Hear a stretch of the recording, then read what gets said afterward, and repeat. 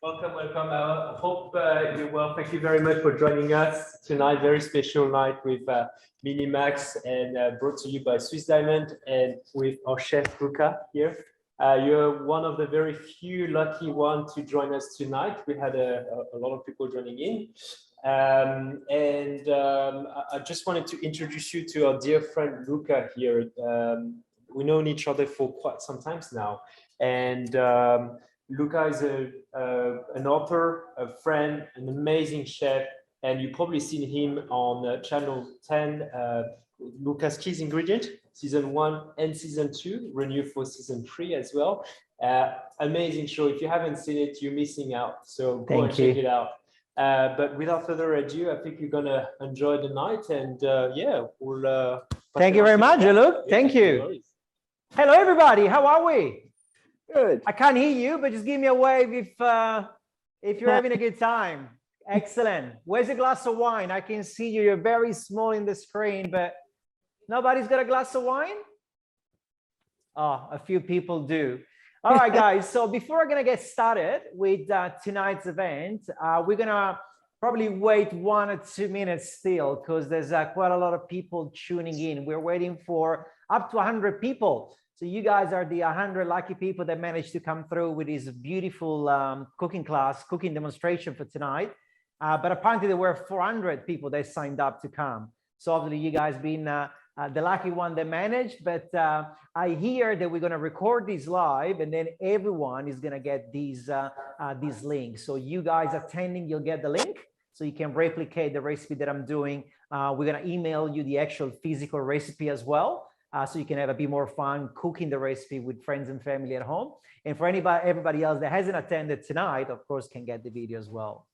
So tonight, let me just quickly check how we're going with numbers. How many we got? Are we getting there? 25. All right. Well, I'm going to get started because to be fair on you guys that you rocked up at the right time, I want to get this going. So first of all, my name is Luca Ciano. I was born and raised in Italy, Milan. And I've been around Australia for a very long time, up to 20 years. Over the year, my career took in very different avenues. And today it brings me to work with a lot of beautiful corporate brands, doing what I do best, which is presenting, cooking, and sharing the love and passion that I have for food. Tonight is very special. It's all about Minimax. And as you can see from here, Minimax, entertaining ideas for your life. I'm sure all of you obviously already know Minimax. It's just the way to go to, the place to go to, the destination for anything that you need at home. But tonight, it's going to be all about cookware. And it's all going to be about Swiss Diamond, which I've been personally working, collaborating, and a friend of Swiss Diamond for many, many years. I got hooked up on their non-stick gear from the moment that I grabbed one of their beautiful pan. It was actually a grill pan. I still remember. That's a true story. We're doing an event, and I got to experience the high quality, the high-end quality of the non-stick from Swiss Diamond. So what I thought about tonight, a couple of recipes. We just moved into winter not long ago. We're here in Sydney, kind of cold. So me from Milan, which is up north in Italy, I thought about doing a very hearty, warm, beautiful dish being polenta. And traditionally polenta is done either plain or a little bit more exciting, and that's what we're doing tonight. It's called Polenta Concia, which means that it cooked polenta just as you traditionally would, but then it's gonna be mixed out with a bit of cheese, butter. It's gonna be about 1 billion calories, but it's gonna worth every single calorie because it tastes just insane.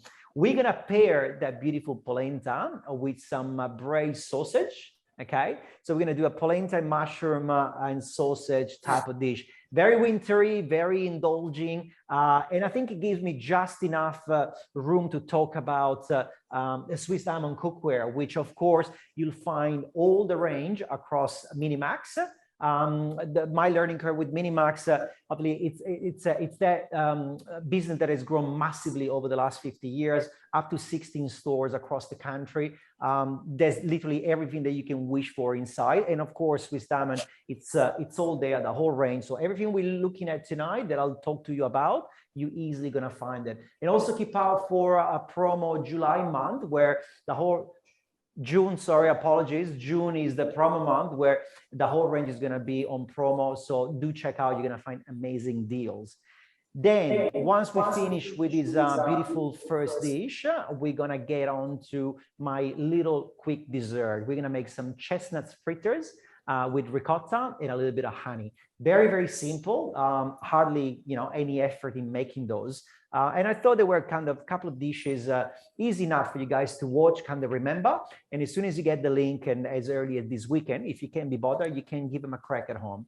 So hopefully, yeah, everybody's on board and it's gonna get excited to watch what I got for you guys. So far, so good, guys, give me a thumbs up. Yay, excellent. All right, guys. So what we're gonna do tonight with the two dishes that I've chosen, both of these recipes are from my second cookbook. I have two cookbooks under my belt, and the second one is called Luca's Culinary Journey. And luckily enough for me, it's sold at Minimax. So you can actually find the book as well at Minimax.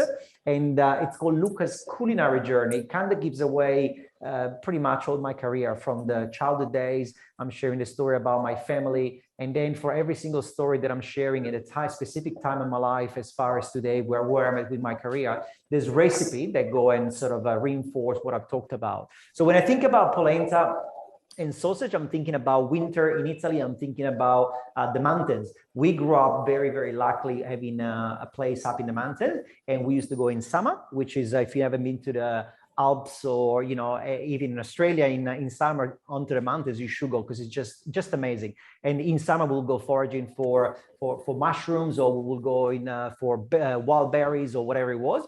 But in winter it was all about skiing and wasting all of that energy skiing. And then at nighttime going to the restaurant, and the most classic traditional dish, of course, is polenta up on those places of the planet. So to make a polenta, I'm not sure if you guys have ever made one. It's so easy.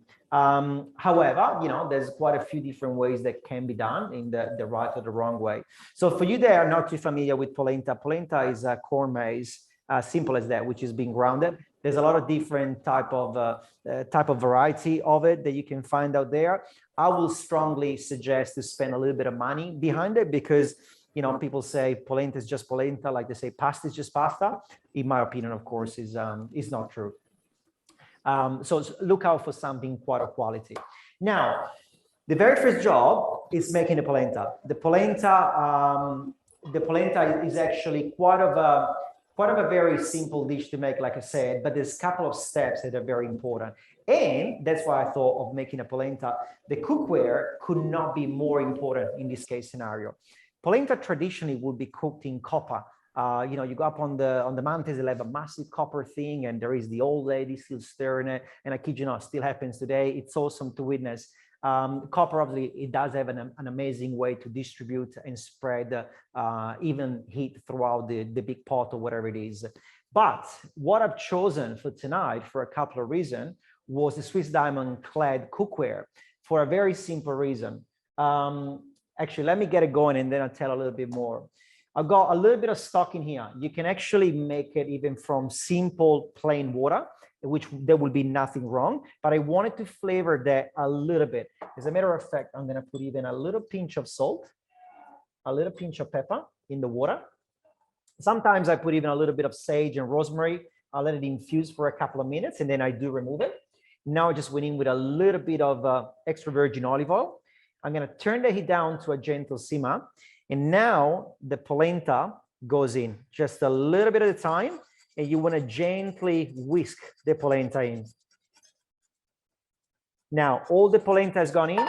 All is left for me to do is to constantly stir until this comes up to the boil.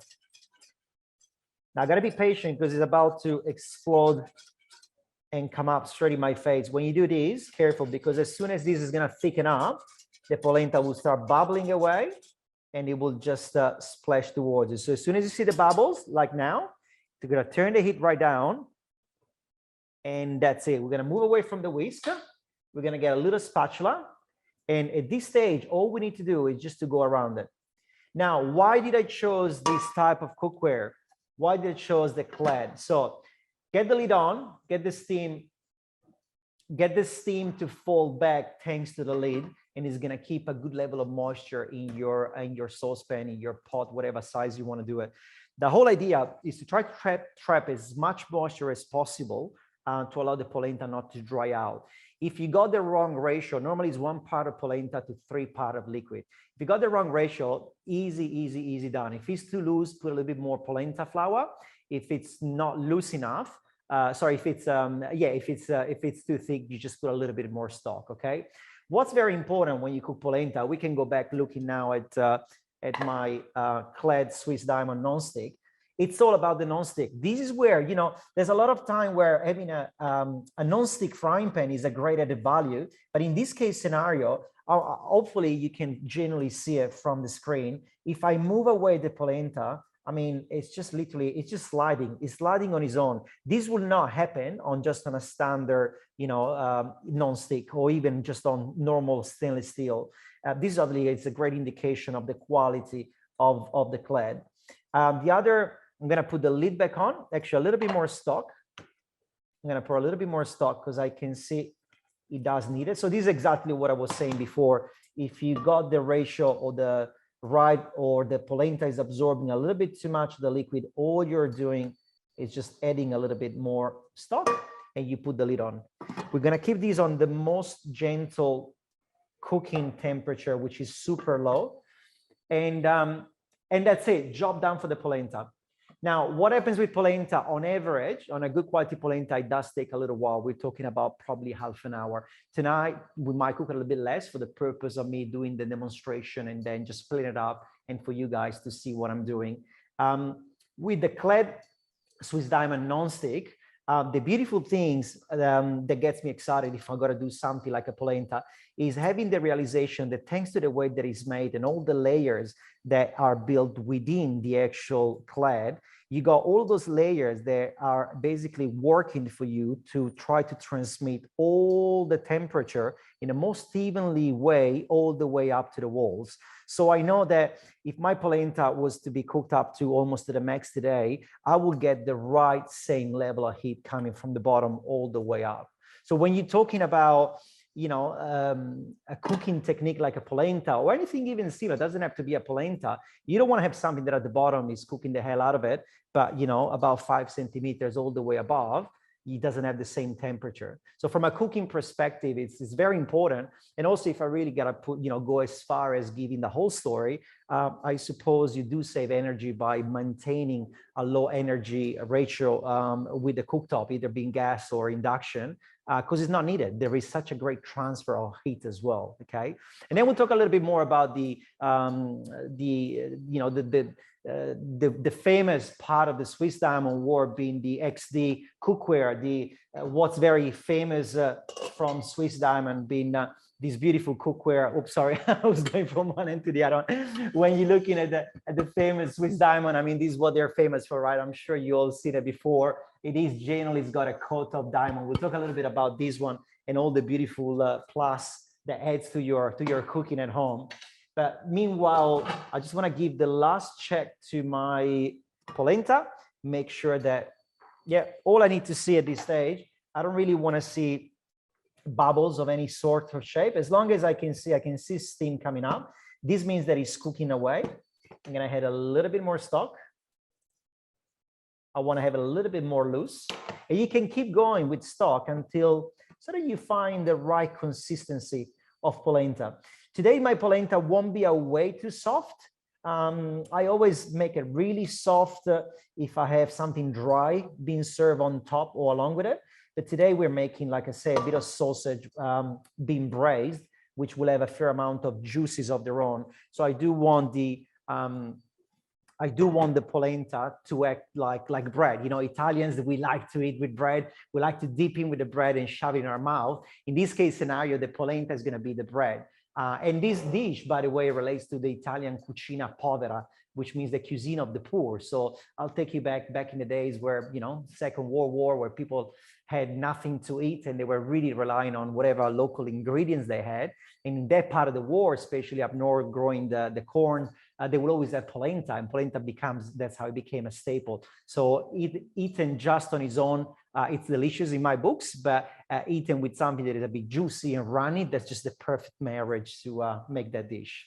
Now we're gonna get as the polenta does its thing, the Cled Swiss Diamond non-stick is doing his thing, cooking it away. I can see, probably you can see from the top, if we change, if you see from the top, this is what I'm talking about. All of this collection of steam, this is what's needed for me to tilt this up. A couple of drops of water fall into the polenta. We'll keep it nice, moist, and we'll have nothing to worry about until our sausages are ready. Now, for my sausage, what I wanted to do is to feature this beautiful casserole from Swiss Diamond. And this is, I've got this at home. Well, I kind of lucky. I've got quite a lot of Swiss Diamond at home. It's one of my favorite. I cook risotto in this one because it's nice and wide. And yet again, we'll talk about the features the attributes that what it's like to cook with this type of cookware. But first, I want to start getting the process started. I'm going to get the heat on. I have a little drizzle of extra virgin olive oil. I'm going to go in with a bit of butter. While this is happening, I'm going to go back to the chopping board for a second. And I want to show you quickly the ingredients. I've got some classic Italian sausage. I've got some carrots already been diced up. I got some potatoes, which we've already diced up. And I've got some mushrooms, which they're not in my original recipe in the book. And I really don't know why they're not in my original recipe. I probably should have put them, but it's a mushroom season right now as well. So I thought it was a good touch. I had some at home in the freezer, so I wanted to use them as well. I've got a beautiful selection of wild mushroom and porcini as well. They're going to give a ton of flavor. Now I'm slicing onions kind of randomly because they're going to gently cook down and kind of, I wouldn't say caramelize, but they're going to definitely wool down a lot. I'm going to go with a lot of onion. By a lot, I mean one full onion for this dish. You can go less, but I love the level of sweetness that this onion is gonna provide. Now, as when we're talking about non-stick cookware, you would have heard a million times that good quality cookware doesn't even need a drizzle of oil or butter because things obviously do not stick. So if you are into health cooking, that's a great thing to do. You can definitely don't put anything inside your cookware. But in my case scenario, I couldn't care less about the healthy part. I just wanted to taste delicious and add a lot of flavor to it. That's why good quality extra virgin olive oil is needed. That's why good quality butter as well is needed. Now, onions are cooking away, and I'm going to take my time now. I'm going to turn the heat down a little bit. I'm going to get a pinch of salt onto my onions. What the salt does from the get-go is going to remove, gee, I'm crying for the onions. I'm getting emotional. Mamma mia. Sorry. So now the onions are gently cooking. I've got the salt on top. The salt draws moisture out of the onions, and it's going to allow these onions to gently cook down nice and slowly. Now, as the onions is cooking down, I'm going to keep an eye on it. I'm going to crush a little bit of garlic. And because the cooking will take not a lot, but a little bit of time, I'm not even going to bother to do anything to it. Just going to go in as it is. And as you've noticed, I've added the garlic after the onions because garlic has a very high sugar content. A lot of people like to chop it out really fine. And I'm not a really big fan of that unless I need to cook it only in a very quick couple of minutes. Otherwise, the sugar tends to caramelize really quickly. Sorry, I'm crying again because of the onions. Mamma mia. We got super onion. No, you can put the camera on my face. They can see that the chef is really crying. I'm not making this up. And my glasses are not onion proof. I need to get some glasses against onion. All right, so just giving a stir over here, but we're gonna quickly go back to the main ingredients over here. So as I go back, the onions is cooking down. I got Italian sausage. Okay, we're gonna just gently cut this through. I'm gonna leave them whole. You can cut them into small pieces. You can remove the skin if you like and press. As you can see, if you just press a little bit, the meat comes out. You can make little meatballs if you wish with the sausages. I mean, this dish is really, we're doing it with Italian sausage. You can generally replace this dish and making it with anything of your liking, being a piece of chicken, a piece of beef, a piece of lamb, or whatnot. So back to my onions again. They were cooking a little bit too much on a high now, just giving a very gentle stir. Okay. Now, while all of that is happening, we're gonna wait another minute, and then we're gonna start looking at the other vegetables and ingredient. Meanwhile, I wanna start dealing with some of the big mushrooms that I got. Now, these are frozen mushrooms. If you, I'm not, me as a chef through, you know, Events restaurant and everything we do, it's quite popular to use frozen mushroom. Do not be afraid, actually, snap frozen as they do in these days with mushroom. It's just amazing. The only key, because it locks in all the goodness of the flavor, that is to keep in mind, mushroom has in excess of 97% of water content. If you wait for the mushroom to fully defrost, you're just gonna have all the water coming out of the mushroom, which is flavor, and then you're gonna be left with something that you bite into it and taste of nothing. So the key to deal with frozen mushroom, as I say, if you find them, don't be scared, buy them. Well, as long as they're good quality, obviously. And then as long as your blade of your knife can cut through to break them into smaller pieces, you're in business, okay? And this is, I literally waited a couple of minutes before the class started to get them out of the freezer. I do rather having to wrestle a little bit with it than have them fully, you know, melted and defrosted. Okay, so some of the smaller pieces, I'm gonna keep them exactly like this. Yeah, so this is a job done over here. Simple. Back to my onions, giving them a stir again. So I'm not sure the camera shows and does it justice, but they're softening down. I can see some of the caramelization already happening because we're picking up a little bit of color. So what we're gonna do now, we're gonna move these aside, okay? And we're gonna start searing my sausage. Now I'm gonna put sausage separately from the onions. I mean, there's a couple of multiples ways you could do this separate in a frying pan and then add it, but I like to get all the flavors together. I'm gonna turn the heat on a little bit. And on this side, where the onions are, I'm gonna start going in with carrots and nothing else for this stage. I'm gonna go with a pinch of salt onto my sausages and done. Meanwhile, as you can see from the top here, I've got a little bit of chicken stock, which we're gonna feed into this casserole, just to allow the cooking process to start. Now, as you can see this from the screen, again, I'm gonna now talk a little bit about this beautiful saute pan. With if you see what I'm doing right now, I mean, it's clearly easy to see that nothing is getting stuck to it whatsoever. The beauty of having this technology, which is obviously one of the secrets of Swiss Diamond, is the beautiful coat, famous coat of Swiss Diamond that gets to be applied as far as 3 times once the product is finished. What makes it extremely durable and high quality, of course, is the diamond part. And maybe for this part, I'll get the camera to look at me a little bit. So when you're looking at the Swiss Diamond in terms of the cookware, the look, the dark look of it, and all the little crystal in it, there's so many crystal in it that makes it from the diamond, that makes it extremely durable, like we say, because diamonds are very, very hard and extremely durable. Makes it extremely non-stick, so everything kind of slides away with it. And me, from a chef angle, I guess what gets me always also excited is the way that he's able to just spread the heat as quick and evenly as he should. And the diamond has a property to do that 4 times better than copper. If you're a chef, you will know that copper is the best things in kitchen for us to use in terms of heat distribution, but diamond does that 4 times better than that. So in my books, I mean, if you cook like a pro, it's actually a pretty big deal. Now back to my sausage onions. I'm simply gonna start turning my sausage around, getting a little bit of color there, which is great. So we're caramelizing the sugar as well of the meat, and we're getting that beautiful Maillard reaction, as they call it. I'm gonna pierce the sausage a little bit so the skin doesn't explode. Then stirring gently my onions.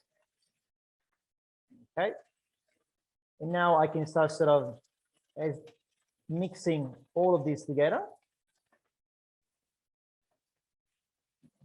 Right.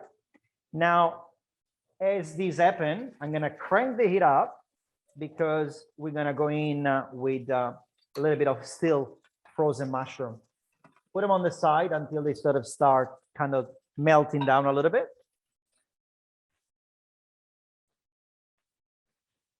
wish you guys were here smelling what I'm smelling, because it tastes quite, it smells, sorry, quite delicious as it is. Now, I had a choice tonight. I wanted to feature that in the oven because normally if I was at home, more likely, once I get to this stage, in about a minute or two, dash of white wine, bit of potato, happy days. That kind of part for tonight is finished, is done. I like to whack it in the oven. Doesn't need to have any high temperature required. Probably will be cooking at about 170, 180 with a lid on, again, to capture a lot of moisture, keep it nice and juicy with the sausage and the mushroom and everything else. But tonight, for the purpose of having just a camera that continues showing you, we're going to keep it cooking on the cooktop. The reason why I wanted to go in the oven was also to show another great feature across Swiss Diamond range, which is the handle. The handle can withstand up to 260 degrees in the oven. Well, temperature in the oven, anywhere else. So you can feel free with any frying pan, saucepan and saute pan, whatever you like and you got, to whack it in the oven without any problem, which again, I think it's a fantastic feature. Now that these mushrooms have been sort of calmed down, softened down, they're starting to release in some of their juices as well. Sorry, some of their water, I should say. I'm gonna start tossing properly all of these up. Yet again, have a look if you can, the sliding motion, how nothing obviously sticks to it. Toss and toss. Oh, now it looks a bit more like a proper stew. Now, white wine. Now, if we were over gas, I would have probably flamed this off just to lose quickly the alcohol and keeping just the good flavor. And I'm sure you heard it before. If you are cooking with wine, make sure to use a decent quality. Doesn't have to be $1 million bottle, but it's got to be just good enough, okay? Now that we got that wine which has evaporated, my next step is quite simple. I'm going to go in with a little bit of chicken stock. To be honest, any stock probably would have done by now. You know, if you got vegetable stock, it's obviously totally fine. Now I want to see a couple of those bubbles to come up. Yeah, we're almost there. Now the lid goes on. And you guys will be able to kind of watch and see what we're doing from this angle. I'm going to turn it down until I see just literally a few bubbles. So probably, and hopefully you can see all of that. Now, again, once we're talking about good cookware in my books, it will always be that something that is able to retain the heat extremely well, but also when you turn the heat down or you turn it even off, it doesn't lose all of that heat in one go. So you can always, you know, you can easily tell from there that you're dealing with good cookware. I've got potatoes here, which is the final part of the dish. I was almost forgetting. As I walked back, I saw them. The potato is going to be an additional vegetable going to the dish, but it's going to be our thickening agent for this stock. There will be more juices coming out of from the vegetable, from the sausages. The potato will be there just to work their magic. They're going to absorb and cook through these juices and also release their starch. Okay, so let me give a bit of a stir. Just making sure that my potatoes are submerged. Okay. All right. Done. This is, I'm going to leave this alone. Back to my chopping board. Meanwhile, very quickly, I'm going to just check on everything else with the polenta. Steam falling back into it. And stirring. As you can see, again, with the kladno stick, nothing is sticking. Polenta is cooking. Sliding away, got the right texture, lid back on. Excellent. Now, as well, one more time for some people that would have probably tuned in not long ago. I think at the real beginning, we lost quite a few people. Minimax is running a June sale, and you're going to find an amazing deal across the whole Swiss Diamond cookware. So do make sure to check all of that out next time you go to Minimax, and of course, online as well. And for whoever just tuned in, You might miss some of the cooking action. Everybody's going to get the link of this cooking demonstration, and everybody's going to get the recipe as well. We're going to send you the recipe as well. Okay. And again, if you weren't from the beginning, these dishes are from my second cookbook, Luca's Culinary Journey, which is sold at Minimax. So you'll find it there as well. Give me a wave, guys, if you're all still with me. Give us a wave. Woo, thanks God, people are still waving. Excellent. All right, guys. So job number one, it's been done. What I want to do, because there's going to be a little bit of weight on the polenta and on the sausage while they'll be cooking. And I think I don't want to bore you just, watching nothing happening. What I'm going to do, I'm going to get the mixed ingredient ready to go for the next dish, which is our chestnuts, ricotta, and honey fritters. So I might just get ahead by mixing all of that up. And as soon as it's ready, instead of going into frying for the fritters, we'll push that aside and we'll finish off this first dish just by plating it up, okay? I will obviously keep an eye on my sausages over here. All I'm basically looking, guys, at this stage for this to gently cook down, okay? I know it doesn't look very fine dining, but it's gonna taste $1,000,000. And on and off, I just wanna have a look at my polenta. I think I'm gonna add a little bit more moisture to this again. All right.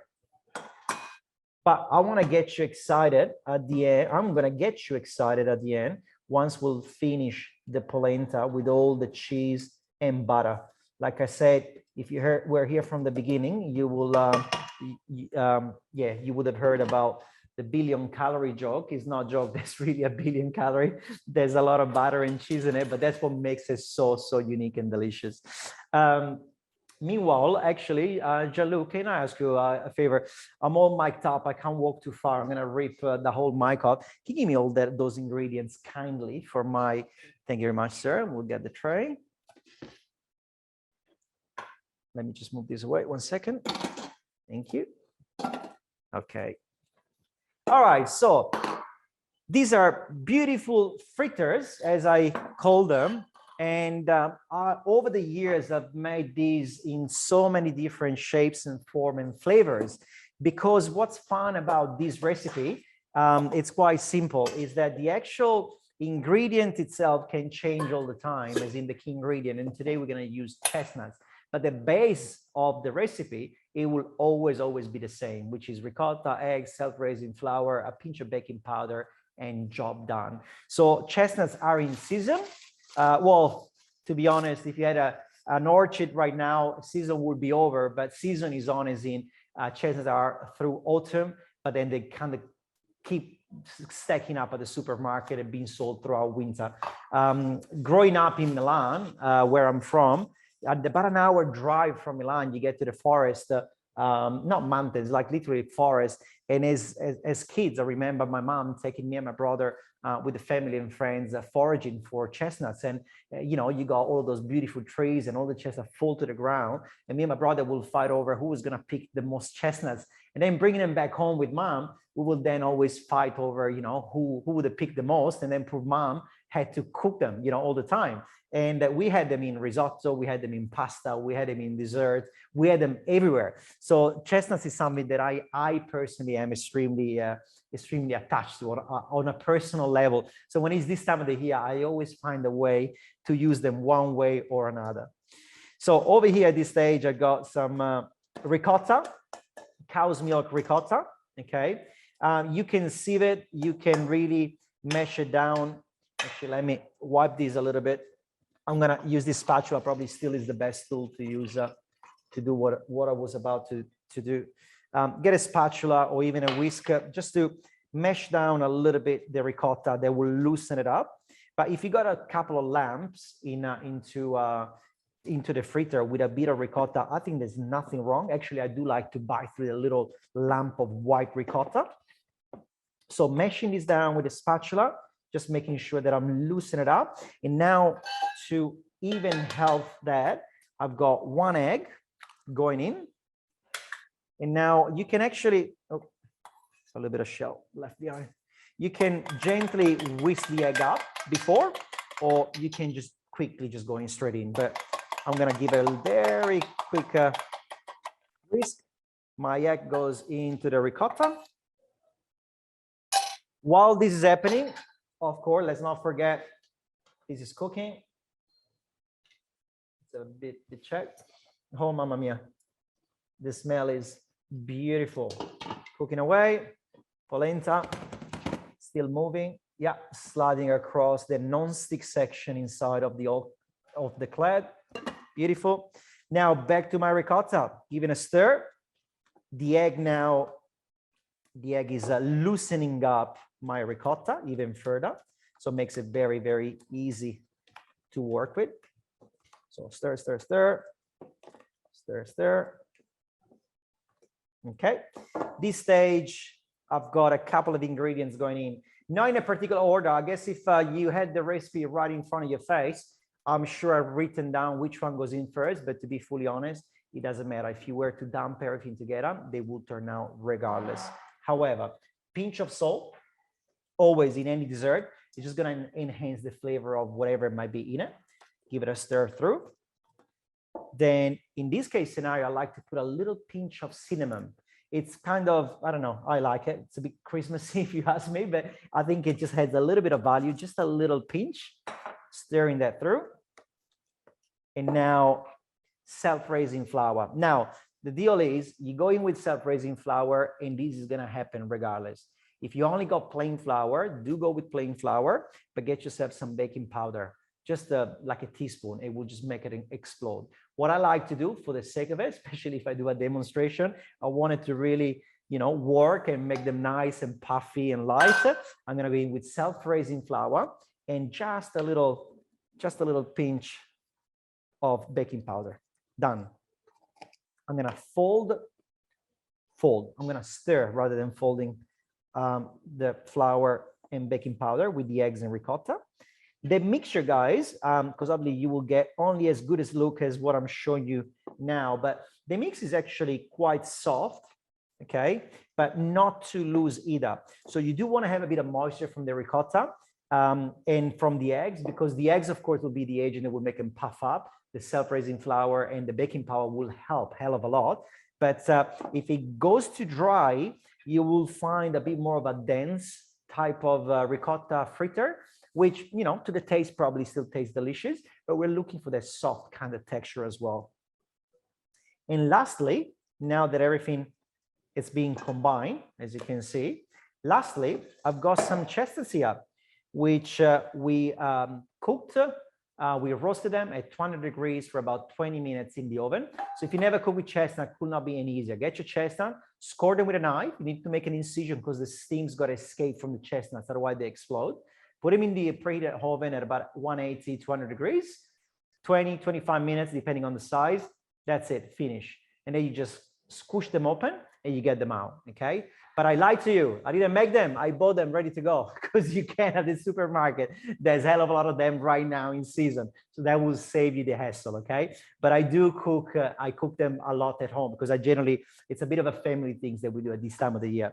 And we were talking here before about, what I like to do with Swiss Diamond cookware, to try to feature new recipe and just having a bit of fun at home because, I do like to get fun, me, myself, and I at home cooking. And we cook chestnuts in a frying pan.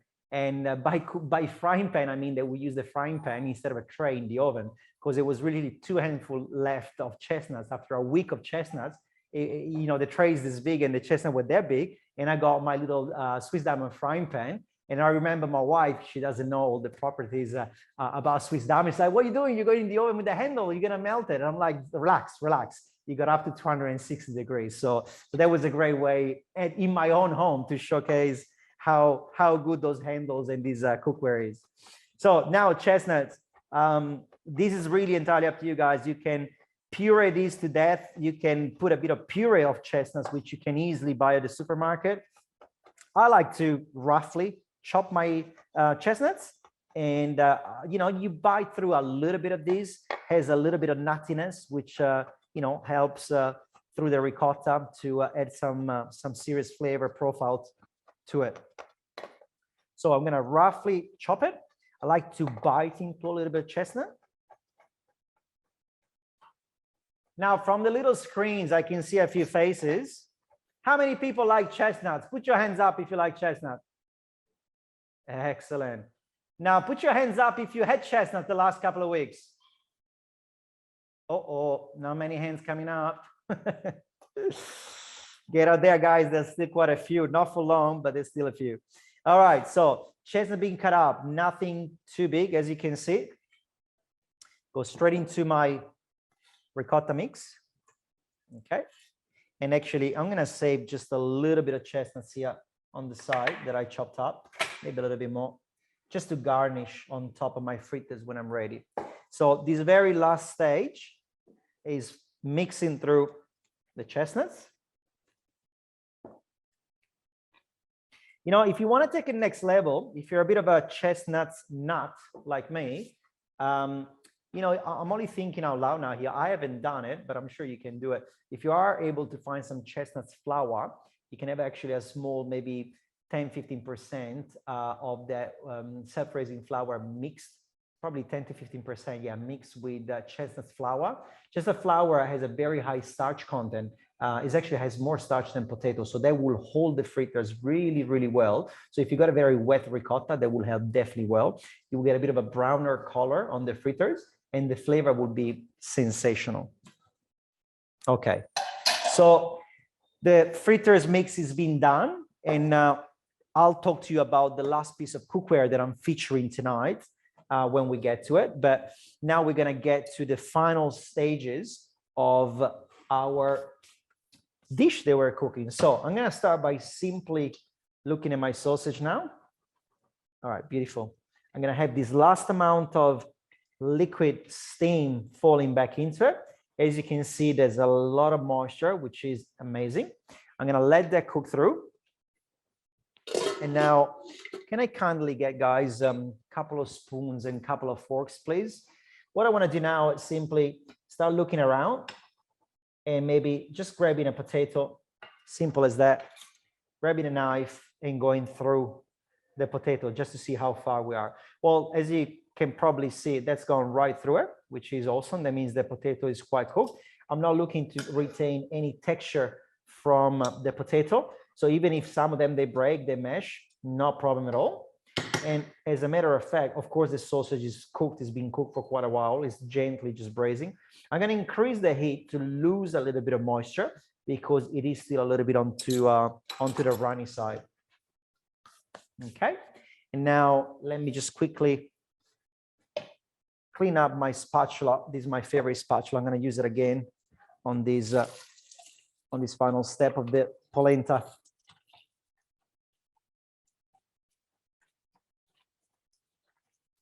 Guys, what we'll do at the end as well, we kept you on mute, obviously, because with 100 people, if I was to having to talk over it with you guys, would be a bit of a mess. But if you have any question, I should have said that earlier, please write them down, or you can actually write them to us as we go, and the team can read it up to me and I can answer it. Actually, that would be a great idea. If anybody has any question now, while I'm waiting for this to reduce down, in a minute, we're gonna finish up the polenta. So if there's any question, guys, apparently there is a question. Let's hear it, Jean-Luc. Yes, so Belinda is asking, what is polenta? So what is polenta? Allow me to have a sip of water. Excuse me, I'm drinking from the bottle. I forgot my glass. Polenta is corn maize. It's corn being milled down into flour. So it's just corn, nothing else. And you get different grade in terms of quality, but also size. Some polenta flours are extremely fine, like looks like baby powder per se. Some that will be more coarse, extremely healthy, of course, super low calorie, gluten-free, and plain. It's plain, like there's not overly too much excitement. But if you cook it plain, which traditionally that's what you would do, believe it or not, it's all about the dish that goes along with the polenta that brings the flavor. However, today we're making Polenta Concia, which is famous because it goes with a hell of a lot of cheese and butter, and you'll see me finishing that off in a minute. Another question from Vicky. If you had fresh mushroom instead of frozen one, would you cook it at the same stage? So if I had mushroom fresh instead of frozen, would I cook them at the same stage? The answer is yes. It looked a little bit messy in everything I've done because, I mean, that's a sort of a one pot type of dish. You can control them better by cooking them separately. I think most of you, if anybody has cooked mushroom before, you will know the mushroom tends to start absorbing the fat component pretty quickly. And then all of a sudden, it just starts releasing all its moisture. So if you're afraid to do it within the whole mix like I've done it before, I suggest perhaps cook them separately. And then once you got literally everything into it, you can put them in. But yes, going back to the main answer, to the main question, you can actually add them exactly when I had my frozen one. And as one more question. One last question. Yep. Can you do the recipes without the chestnuts for the freezer? 100%, guys. The question was like, can you do the fritters without the chestnut? So that hurts a little bit because that means that somebody doesn't like chestnuts, first of all. Okay, but joke apart, of course, that like I said earlier, if you do everything I've done without chestnuts, the recipe works. It's going to taste amazing. Couple of Sundays ago, I did it for my daughter with a bit of banana. We love banana at home. We always have way too much banana. I freeze them and I make banana bread, whatever. But I had like a banana that was sitting there and we ended up just mashing it through the mix. And then we just went into frying them and we had banana fritters and we put a bit of chocolate on top and my daughter had a bit of Nutella as well on it. Can you make savory one? You can make savory one. Yes, of course you can make savory one. As a matter of fact, in my first cookbook, Luca's seasonal journey, under the zucchini section, the zucchini section, we got a zucchini, saffron, and tomato fritters, which was served with a beautiful asparagus and watercress salad. See, I remember stuff. Who says I got Alzheimer's like my mom? Not yet. I will get there, but sorry, the staff is taking the mickey out of me and I got to keep them under control. You can't see them, but they're looking at me and they're laughing. Yes? Annabelle has a question. Maybe use pecan or walnut instead of chestnuts? Come again, sorry? Use pecans or walnut instead of pecan, walnuts, almonds. Guys, honestly, the ricotta, eggs, flour, baking powder ratios has got to be the same. You can put whatever the hell you want. I mean, when it comes savory, I mentioned what's in the book, but at home, often I got Parmesan cheese, always some mozzarella and ham. I like to chop it all up and goes in it. If you like nuts and you want to turn that into a sweet nuts kind of dessert, please be my guest. Honestly, any seasonal fruit should go into it if you're into the sweeter side of things, or savory, literally anything laying around in the fridge. That's why I love this recipe. It's more about having the ricotta at home at the right time when you want to do this. But other than that, it should be very, very simple and easy, and you replace it with anything you like. Any other questions, Jean-Luc? And then we're going to finish off this first dish. No more? Excellent. All right, guys. So one thing at a time. I'm going to finish up my polenta. So let me see what you guys are seeing. Okay. At this stage, the polenta, it is quite set. And let me just try just a little bit, even though you guys sadly won't be able to try it.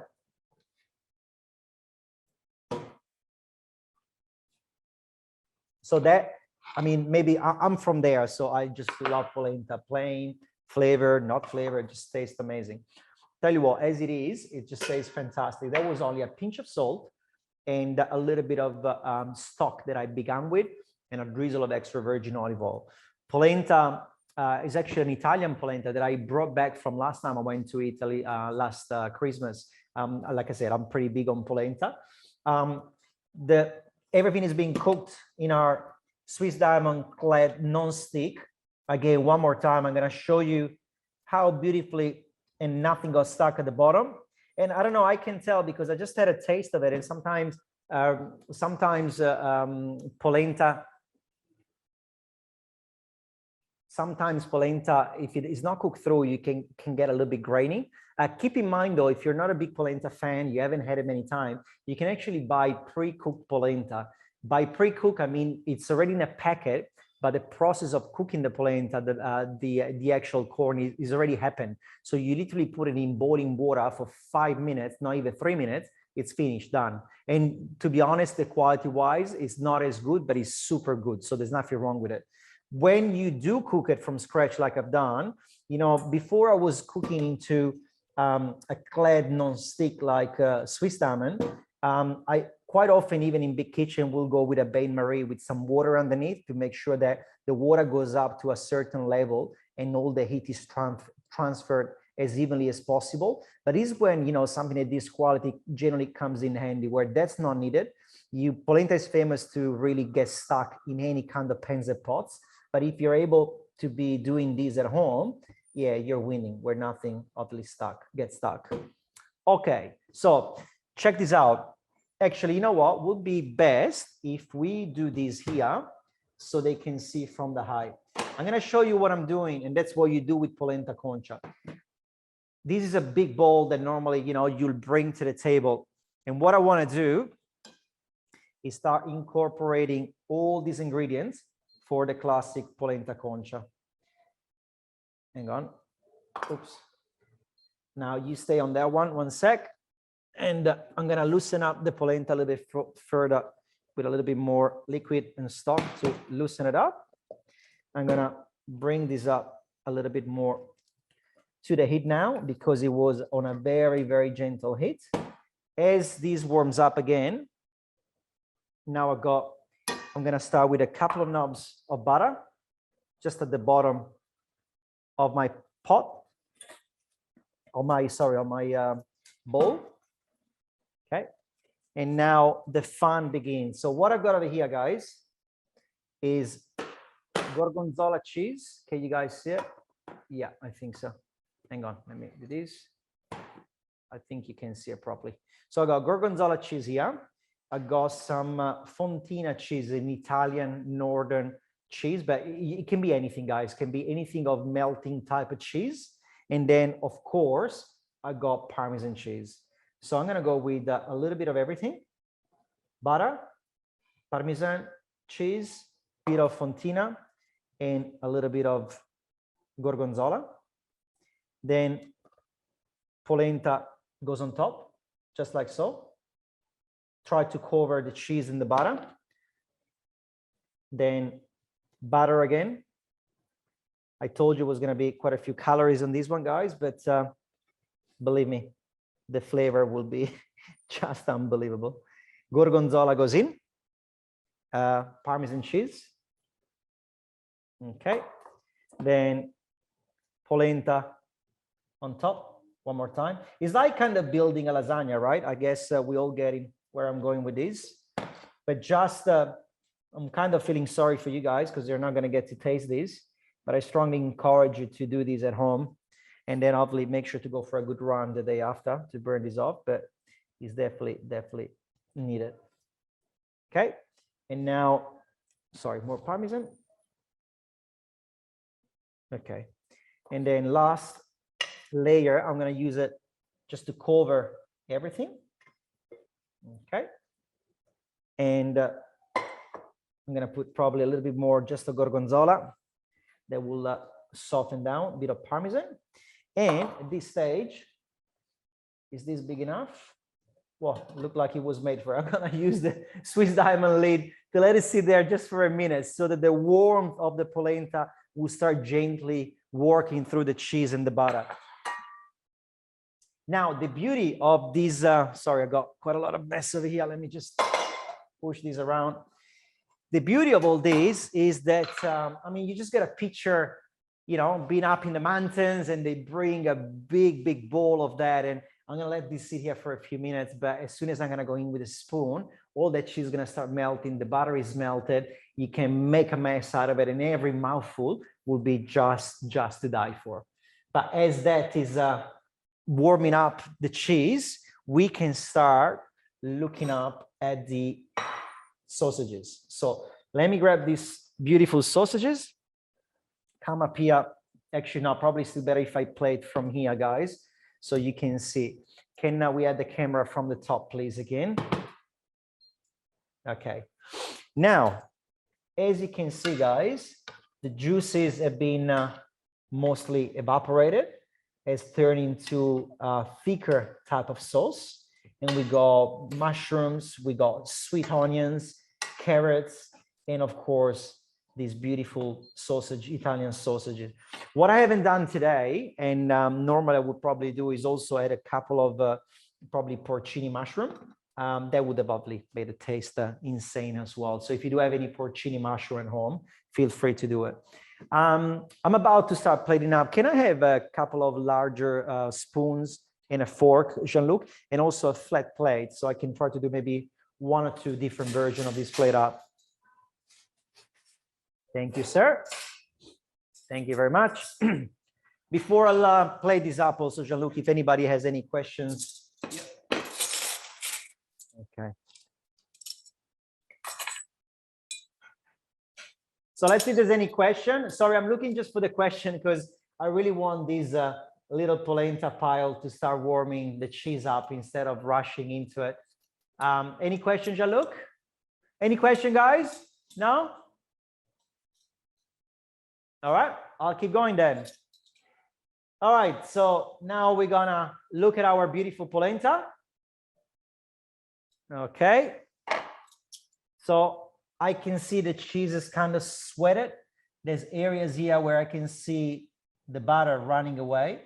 And this is something, again, if you would sit here another 5-10 minutes, we'll get even better and better. But obviously, I don't want to have you there just waiting for nothing. So just hopefully for the camera is able to see, as you can see, the inside, you know, the pile, all the cheese sort of, you know, as you can see, the butter, it's kind of started to melt through. Yeah, beautiful. So this is gonna taste delicious. I'm gonna give a bit of a stir, so all the flavors of all the different cheeses are getting combined. What I'm gonna do, I'm gonna perhaps, maybe we're gonna do a bit of a fancy version on one plate. So if you wanna invite friends and family, we can still make these look a little bit fancy if you wish. We're gonna do a couple of little canal of Polenta Concia on one plate. And then we're going to do a little bit more of a rustic version in the other little plate. So as you can see, 2 spoons go against each other. And you got a couple of these very simple little canal.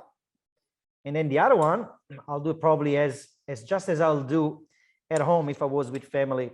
Just do a little bit of a pile of polenta in the middle. I'm kind of glad the polenta is not too runny. Normally, I like quite a runny polenta, but again, there's going to be juices from the sausages. So it's a big, nice pile of polenta here. And now the sausage comes into play. We can probably do 1 sausage on top of the polenta here. Another one again. And then we can do the same couple of sausages on the other plate. And then lastly, we got all of that beautiful mix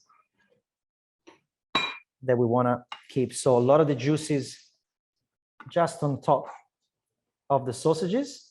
The polenta will start, you know, absorbing some of these amazing juices. Okay. And then we're going to go with the same treatment onto the other dish as well.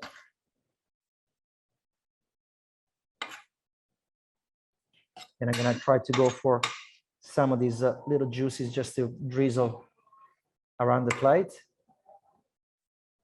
Okay. A little bit of extra virgin olive oil on top on both dishes. And perhaps just a little touch of cracked pepper. And this is as rustic as it comes, guys. I don't think anything else needs to be added. And there you have it, guys. We got probably rustic over here. That's what you do at home, I would think. And well, still rustic too, but there's nothing fancy about it. But you can sort of try to present a little bit more exciting. So I tell you what, if anybody was giving me that in any pub in Australia right now, I'll be a very, very happy guy. All right, guys. So do we like what we see? Can I get a thumbs up if we're happy? Yeah, fantastic. I think the staff is gonna fight over this one.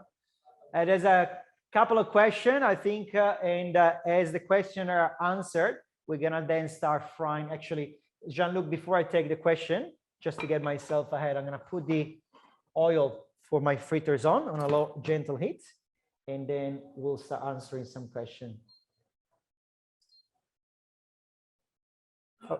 Okie dokie. All right, let's go. Questions?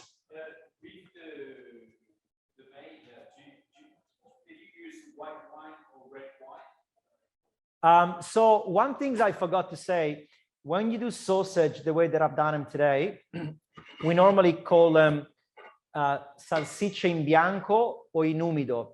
Bianco means in Italian white, and that's exactly what I've done tonight. Sorry, I didn't even say that. So white is where pretty much you're not putting tomato.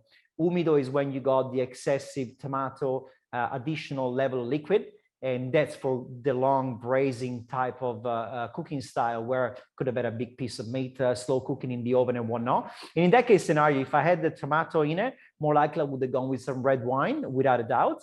Well, not without a doubt, probably I would have used red wine. My rule of thumb is whatever is being left over from the night before, you know, to try to maximize whatever bottles open. But in this case scenario, I would have stuck to the white if you were white wine. If you go on to the tomato option with the sausages, in that case scenario, more likely red, but wine still would have done a good job on it. Would you use beer as well? Somebody asked, would you use beer? That's a really amazing question to hear, and I love that because I do work on beer quite a bit, not just drinking it at home like a good Aussie, but more just experimenting and developing recipe and whatnot. I've discovered that an amazing fun world with beer. Beer is, you know, there's so many different beers out there, so many different styles with different flavor profile. So the answer is yes, the right beer in something like this would have definitely worked extremely well.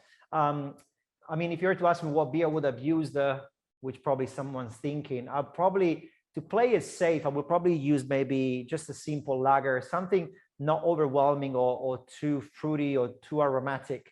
Because you got to keep in mind, you got the mushroom, you got the sweetness of the onions, you got you got the sausage as well. So nothing that would probably take away from anything of that, but just enough sort of flavor, beer flavor profile that can add, you know, additional flavor profile to the dish indeed.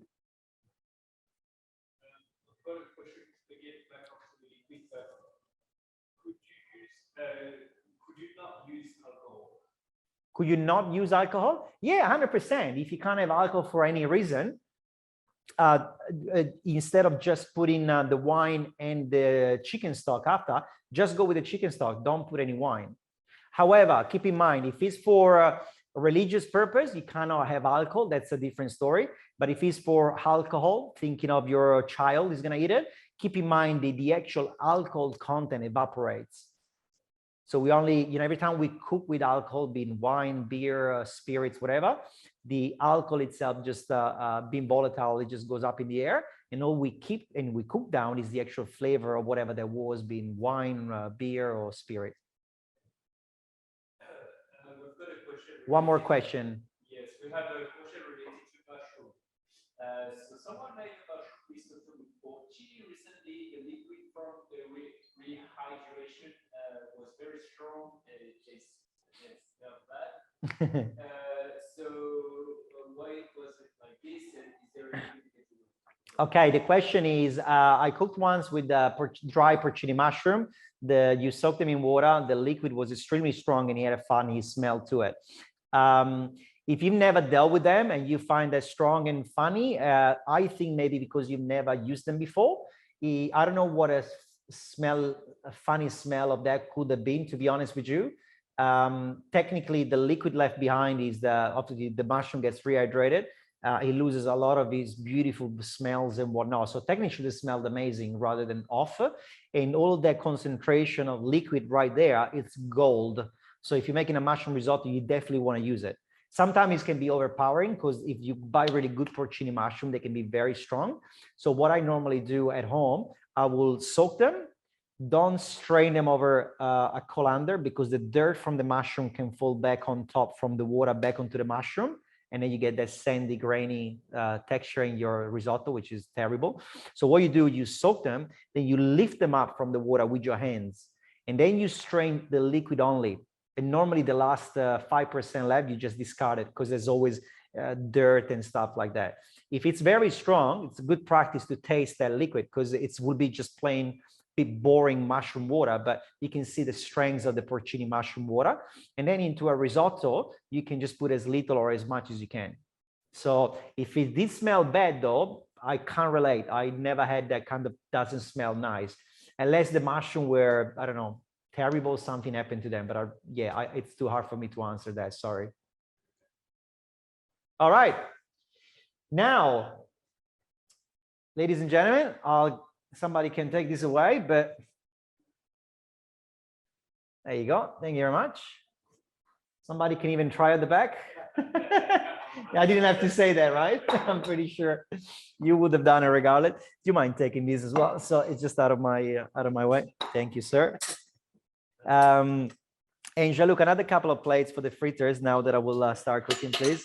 All right, guys. So now we are back to our fritters. And thank you, sir. Now, all I've got over here is my fritters mix and a little tray with some paper towel, because we need to obviously lift them up from the frying oil and then straight into the towel. Then we're gonna have some icing sugar to dust them with as soon as they come out of the heat. And then we're gonna drizzle them with a little bit of honey. Simple as that.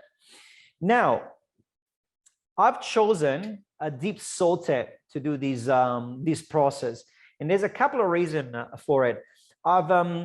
Since I've started using Swiss diamond at home, I don't know, I guess I developed my own way of cooking things with which pots and whatnot. So as you can tell, this by far is not what you would consider something to cook pasta in it.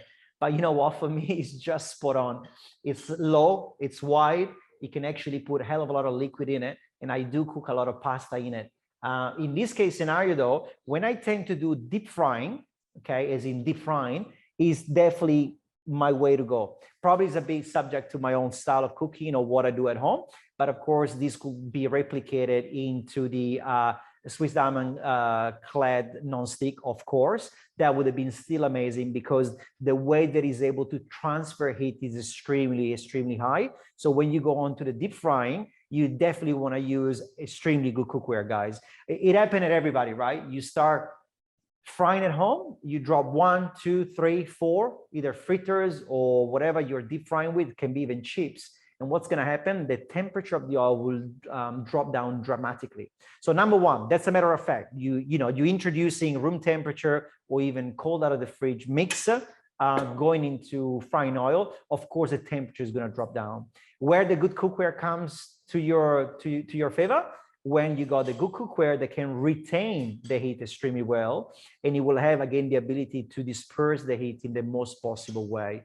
And for people that might have heard me say it or not, it's called Swiss diamond for a specific reason. It does have diamond crystals throughout. The final coating that goes on top of everything after the procedure of the actual pan being created and made, it gets sprayed with a secret mix from Swiss diamond.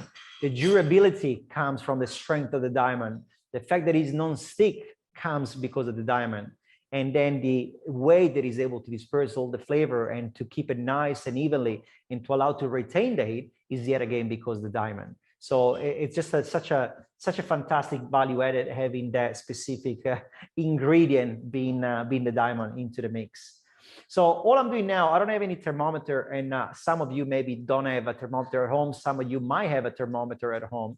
What I normally like to do, well, I can kind of tell simply by feeling the warmth, but normally with oil, the 180 mark Celsius degrees is the way to go. What you simply do, you drop a little bit of the mix in the oil. If it burns, that means it was too hot. If nothing happens, it means you gotta wait, right? But about the 170, 75 degrees for this would be perfect. Now, bear with me. You were deep frying fritters, being a dollop of a ricotta mix. If If it's too hot, it will color and cook the outside way too quickly. And by the time the center is cooked, the outside is burned. Simple as that. If it's not hot enough, the fritter will start absorbing all that oil and you're going to have not a pleasant experience. So it just has to be that perfect kind of temperature within the 170 to 180. But sometimes, I don't know, look, let's try one to begin with. So what I normally do all the time, I just put a very small amount. We can go to the frying now. So I'm going to go in with a little amount. Look, I think this is just pure luck. I wish I could tell you I'm so good at it. It's just pure luck. It's just frying exactly as it should. And I know that now it's on number 9 on my induction. So this will keep transfer heat to my Swiss diamond saute pan. But what I want to do, I would probably contrast the heat increasing by start popping in more mix. Now you can do them just dollop of ricotta mix, or you can make a little effort like I'm doing now, making small little cannelle, just simply because they will probably cook a little bit more evenly. If you give them a bit of an even size or shape, guys, they will just simply, you know, cook a little bit more evenly. That's all. And realistically, when you do cook a fritter, it's all about trying to cook them a bit even, right? Do not go anything more than probably half or a little bit more than half of a tablespoon. If you go more than a half of a tablespoon, again, we're going to have such a big fritter that by the time it's all cooked through, you're going to be a little bit in trouble. As you can see now, I'm just going for it. I'm going to drop some of the mix. As long as it looks reasonably even, I'm happy to. I'm going to turn it down now. Now, another things, I guess you can tell how good and what we're dealing with here with Swiss diamond is how quickly this came up to the heat. And now I had to turn the heat down because the heat has been distributed so well across. And as you can tell, I don't really need to do much more than what I'm doing with the heat. Just lower it down and this will continue cooking nicely. Okay. And guys, if people tune in a little bit late, June at Minimax, you're going to find amazing deals during the June promo month across all Sweet Diamond products. So go and check out these fantastic deals. Now, where's my little sample? I think it was this one. Yeah. So I've got the other one going in. You can easily tell which one went in earlier and after, but simply by the color. Okay. Now I'm going to grab the little, was it this one? Yeah. So let's grab this one. Let's come to the front 1 second, please. So I've got the very first one that I put in.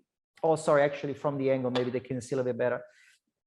At this stage, it's got a little bit of oil, so just roll it onto paper. And then let's see if I can, actually, let's come back here. Apologies, guys. I'm trying to think what's the best way for you guys to see it. I'm gonna try to open this up and see what it's like on the inside. So lucky me, this is pretty much fully cooked. It's super soft, super light. And I tell you what, I'm even gonna have a bit of a bite. Yeah. Tastes very hot, hot, hot. Fluffy, hot. But you know what? There's, I just remember now to tell you, the other things, it's missing a bit of sugar. Because I'm not sure if you notice, you will notice when you get the recipe, there is no sugar in the actual recipe. We did not add any sugar.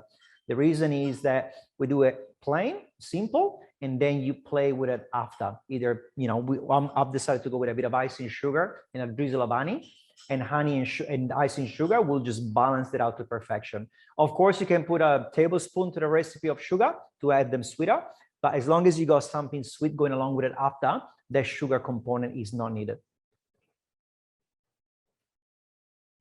Any question while I'm waiting 1/2 minutes for this to be fully cooked properly? What type of oil would it be best to use to fry this? Very good question. Well, in kitchen, most of the time I like to use normally a split of sunflower to extra virgin olive oil.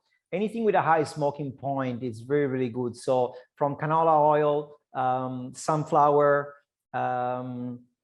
I don't really like the veg oil in the market because realistically veg is very generic. I don't really know which ratio, which veg is in it, and we'll have different perhaps smoking point, which can vary and whatnot. What I like to do out of probably my own liking, when I do deep fry at home, and probably even for something like this, I would have done it.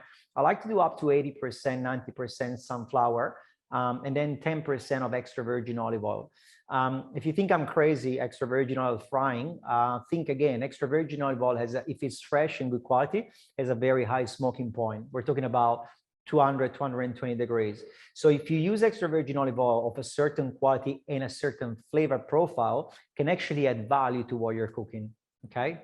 So if you're doing fish and chips, okay, and you do add a little bit of extra virgin olive oil quality, you can actually utilize the flavor from the extra virgin olive oil to add value to the fish and chips you're cooking. So generally speaking, however, forget about the extra virgin olive oil story.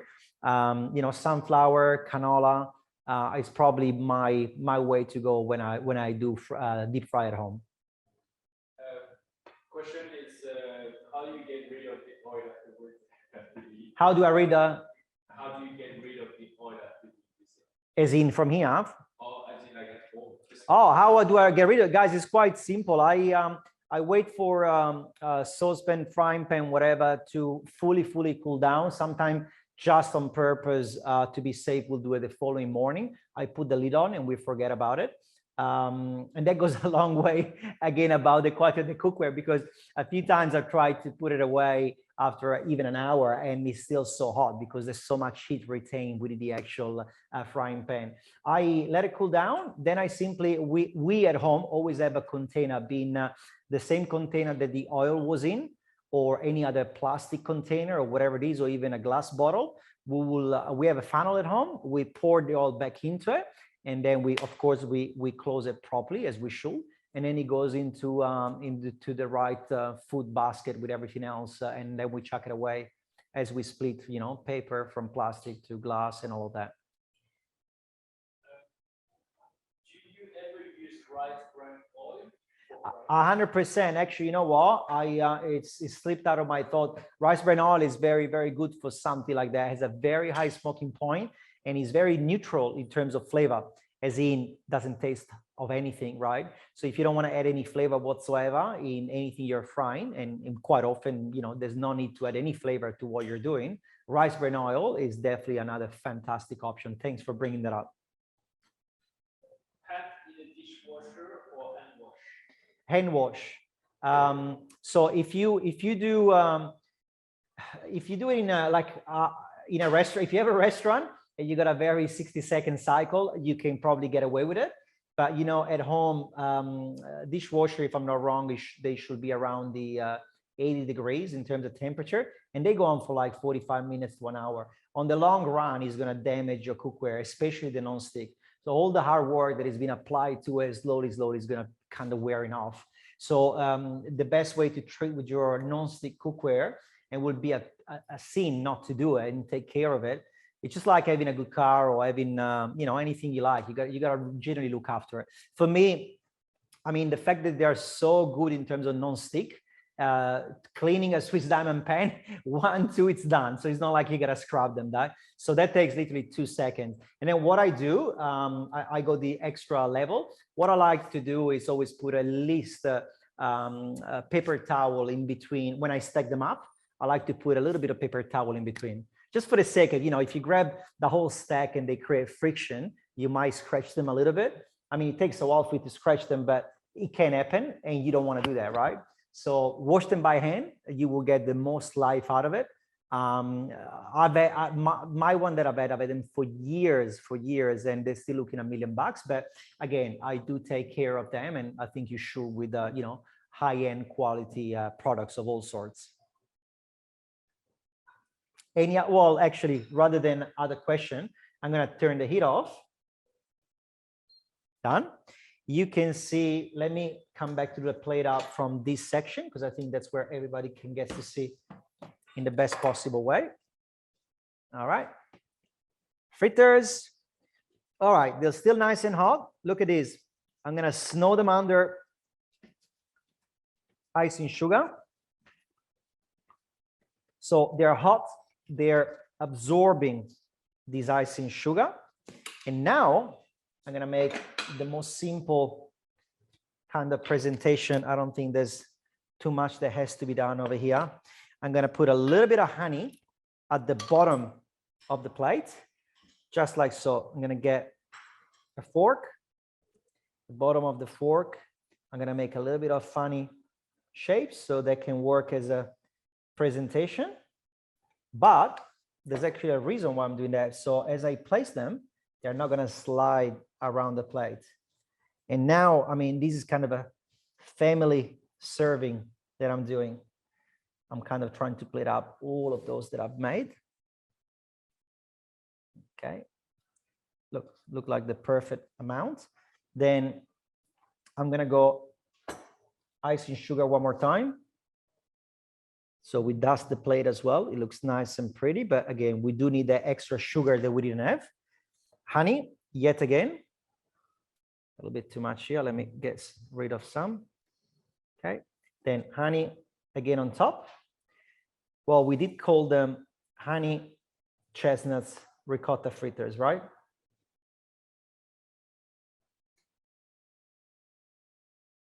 Okay, let me pick up a little bit more.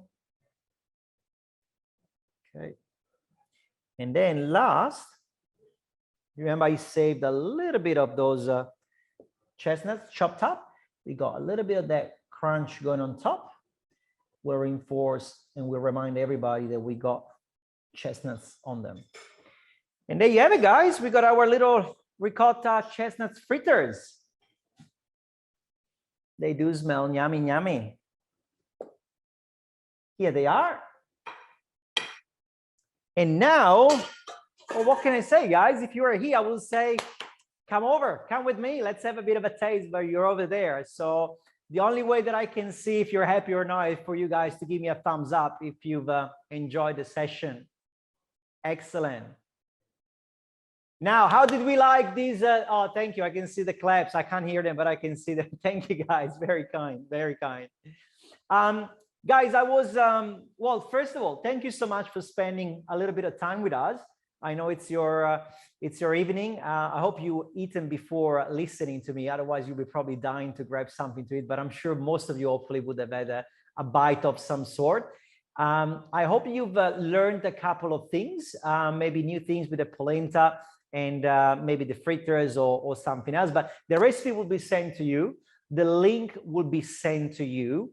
And obviously from my end, on behalf of Swiss Diamond, we'd like to thank you all for coming on board, and also especially thanks Minimax for the great relationship that's been built over so many years within Swiss Diamond and Minimax. So across all the Minimax stores, you will always find the full range of Swiss Diamond or what's carried across all the stores. Do not forget that the June sale, it's on. There will be amazing deals across the whole range. And yet again, I'm waving the flag of Swiss Diamond, but yet again, Minimax, thanks for the support over the years. The two brands have, I know, I've been told they've been grown together over time. So congrats to both brands for getting to where you guys have gotten. And thank you guys for shopping at Minimax. Hopefully you've learned something with Swiss Diamond. If you haven't checked out the range, guys, joke apart, do go and check it out. It is really something quite unique and special. At least if you've never seen it, just go and look at it, touch it, feel it. But believe me, if you're gonna go with one of those products on, you definitely will not be disappointed.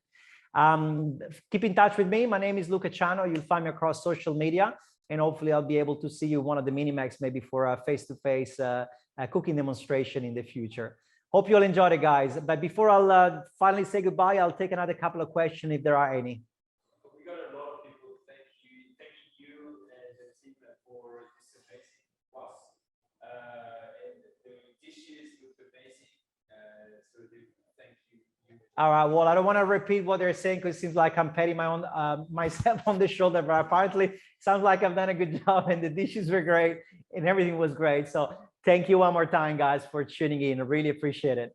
Have a wonderful night and hope to see you soon again. Take care. Bye.